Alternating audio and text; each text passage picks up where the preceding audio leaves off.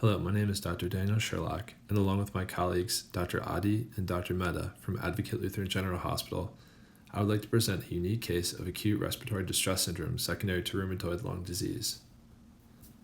Rheumatoid arthritis occurs in approximately 1% of the population, and complications may arise directly from the RA disease process or from immune-modulating medications that are used to treat RA. Adalimumab is a recombinant human monoclonal antibody that is directed against TNF-alpha and has been increasingly used in the management of inflammatory and autoimmune diseases.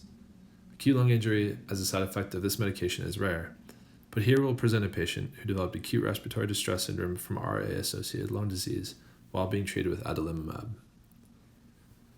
Our case involves a 35-year-old male with past medical history of RA, complicated by rheumatoid lung disease, who presented with fever, cough, and shortness of breath for several days. He was initially noted to have productive cough, worse with exertion, and also had an episode of hemoptysis.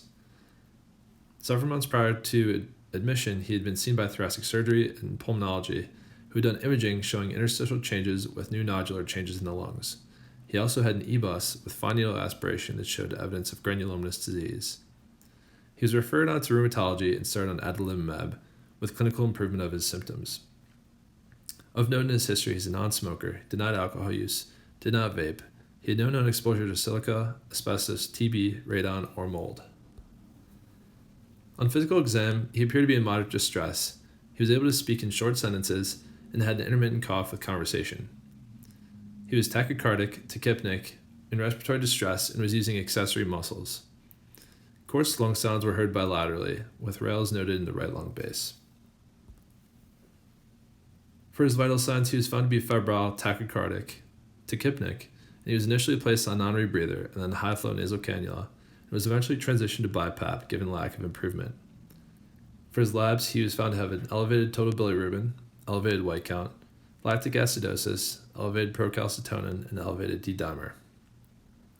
He also had an elevated ESR, CRP, rheumatoid factor, and ferritin, and his anti-CCP antibodies were positive.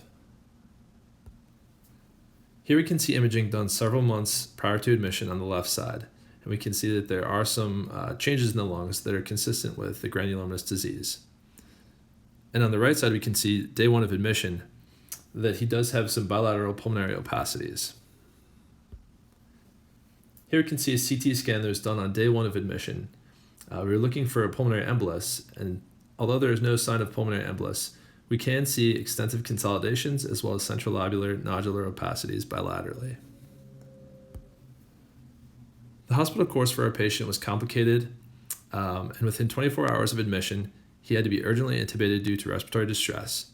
Bronchoscopy was performed, and BAL was positive for coagulase-negative staph and Enterococcus faecium. ID, thoracic surgery, pulmonology, and rheumatology were all consulted, and he was initially placed on broad-spectrum antibiotics, antifungals, as well as glucocorticoids. His hospital course was further complicated by acute respiratory distress syndrome, which required lung-protective mechanical ventilation, paralysis, and proning. He also developed an oliguric AKI, which required continuous renal replacement therapy, and he was eventually transitioned to intermittent hemodialysis. He received 2 doses of rituximab while in the hospital and was placed on trimethoprim sulfamethoxazole for pneumocystis jirovecii pneumonia prophylaxis. His lung imaging remained stable while he was in the hospital until around day 21 of admission, which we can see on the right side here, where he began to show signs of improvement of aeration in the lungs. So pulmonary manifestations of RA have been well documented throughout the literature, and the majority of these have occurred within the first 5 years of diagnosis of the disease.